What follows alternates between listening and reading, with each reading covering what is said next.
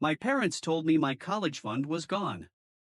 Turns out, they secretly invested it in my brother's business and my life changed forever.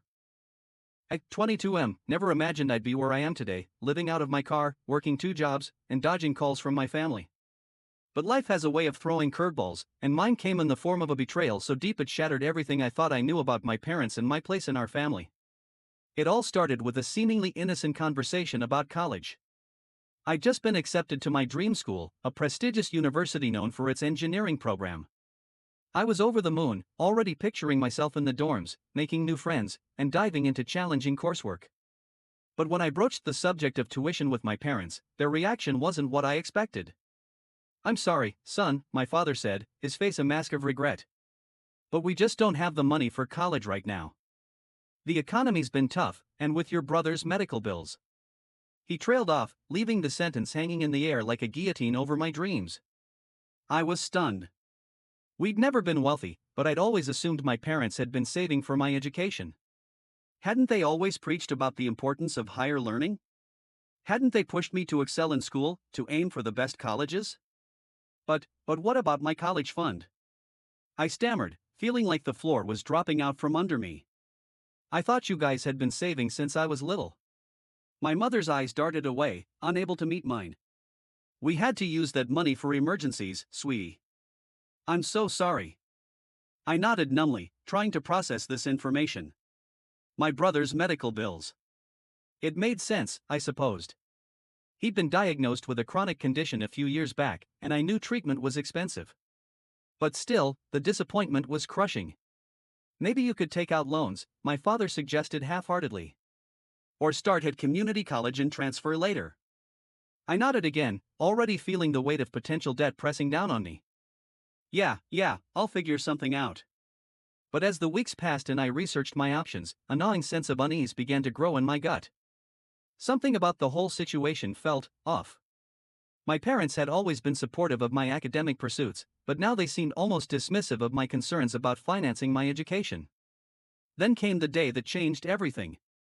I was home alone, searching for an important document in my father's home office, when I stumbled across a file I wasn't meant to see. At first, I thought it was just more medical paperwork for my brother. But as I skimmed the contents, my blood ran cold.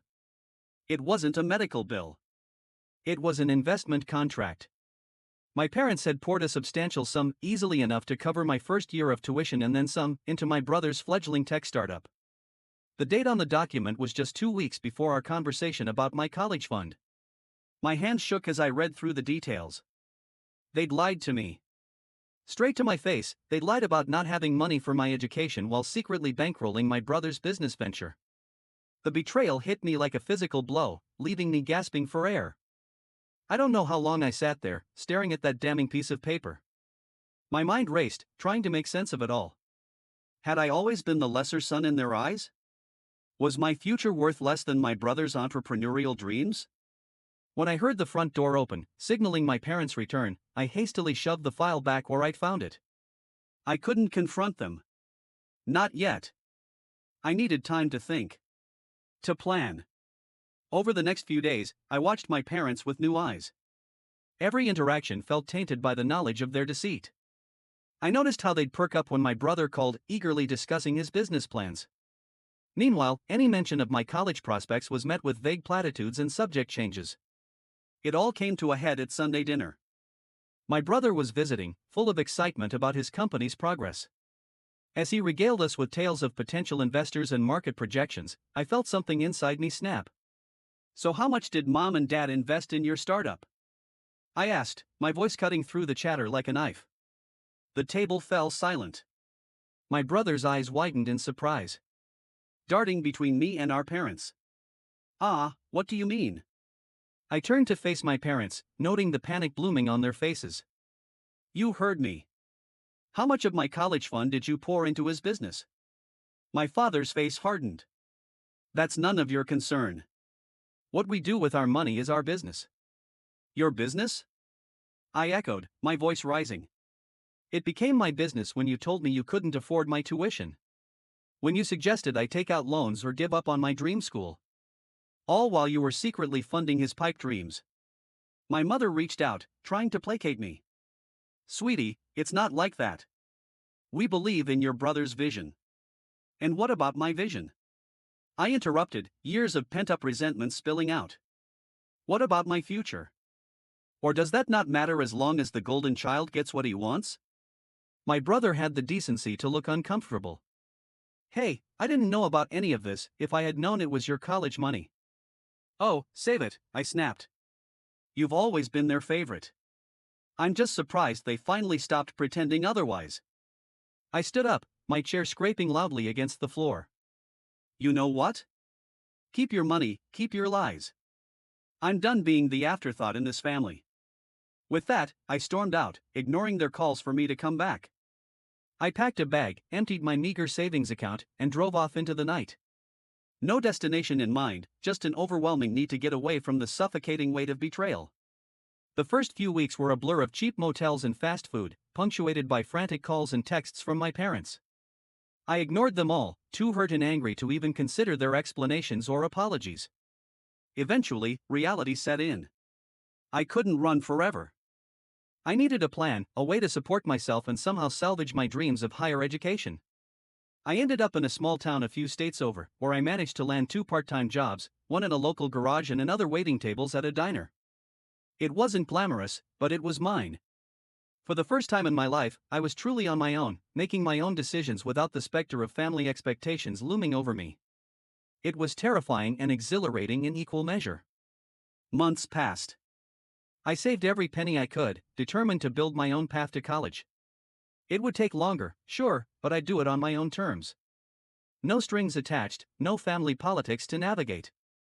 Then, out of the blue, my phone lit up with a call from my mother. I almost ignored it, as I had dozens of times before. But something, intuition, perhaps, made me answer. Hello, I said cautiously, bracing myself for tears or recriminations. Instead, my mother's voice came through clear and determined. I'm leaving your father. I nearly dropped the phone in shock. What? Why? Because of you, she said simply. Because I can't stand by and watch him destroy our family with his favoritism and lies. My head spun. This was the last thing I'd expected. Mom, you don't have to. Yes, I do, she interrupted. I should have done it years ago. I should have stood up for you, protected you from his manipulations. I failed you as a mother, and I'm so sorry. Tears pricked at my eyes, a complex mix of emotions swirling in my chest. It's not all on you, Mom. You didn't make him invest in that startup. She sighed heavily. No, but I didn't stop him either. I knew it was wrong, using your college fund like that. I convinced myself it was for the best, that your brother's success would somehow benefit all of us in the long run. But I was wrong, and I've regretted it every day since you left. We talked for hours, really talked, in a way we never had before. She told me about years of financial mismanagement, of my father's obsession with appearances, and his dreams of vicarious success through my brother. She admitted to her own complicity, her failure to stand up for what was right. I want to make it right, she said finally. I'm selling the house, liquidating everything I can. Half of it is rightfully yours. It should have been your college fund all along. The other half, well, I hope it's enough for me to start over. I was speechless. Part of me wanted to refuse the money, to cling to my hard-won independence. But another part recognized this for what it was, a genuine attempt at atonement, a chance to rebuild our relationship on more honest footing. What about Dad? I asked, realizing I hadn't heard his perspective in all this. My mother's voice hardened. He made his choice a long time ago. He can live with the consequences. The next few weeks were a whirlwind. My mother followed through on her promise, selling the family home and dividing the proceeds. My father, faced with the collapse of his carefully constructed facade, retreated into angry silence. My brother, to his credit, seemed genuinely remorseful when he learned the full extent of what had happened. He offered to repay the investment, but I refused. That money was tainted in my eyes.